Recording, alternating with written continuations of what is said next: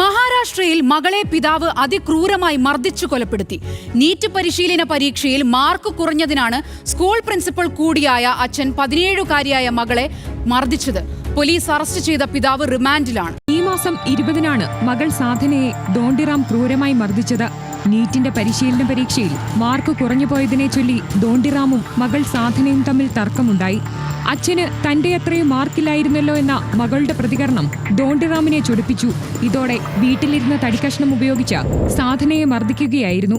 ഗുരുതരമായി പരിക്കേറ്റതിനെ തുടർന്ന് ബോധരഹിതയായ സാധനയെ ആശുപത്രിയിൽ പ്രവേശിപ്പിച്ചു. മർദ്ദനത്തിൽ സാധനയുടെ തലയ്ക്ക് ഗുരുതരമായി പരിക്കേറ്റിരുന്നു. ഇതാണ് മരണത്തിലേക്ക് നയിച്ചത്. സാധനയെ സാംഗ്ലിയിലെ ഉഷാക്കൽ ആശുപത്രിയിൽ പ്രവേശിപ്പിച്ചെങ്കിലും ജീവൻ രക്ഷിക്കാനായില്ല. 10ാം ക്ലാസ്സിൽ 92% മുകളിൽ മാർക്ക് നേടിയ സാധന ഡോക്ടറാകാനാണ് ആഗ്രഹിച്ചത്. ഇതിനുവേണ്ടിയാണ് 11ാം ക്ലാസ് മുതൽ നീറ്റ് പരിശീലനത്തിന് പോയത്. കഴിഞ്ഞ തവണ കോച്ചിംഗ് കേന്ദ്രം നടത്തിയ പരീക്ഷയിൽ മാർക്ക് പ്രതീക്ഷിച്ചതിലും കുറഞ്ഞുപോയി എന്ന് പറഞ്ഞാണ് ദോണ്ടിറാം സാധനയെ വഴക്കു പറഞ്ഞതും പിന്നീട് മർദ്ദിച്ചതും. സാധനയുടെ അമ്മ നൽകിയ പരാതിയിൽ ദോണ്ടിറാമിനെ പോലീസ് ചോദ്യം ചെയ്തു.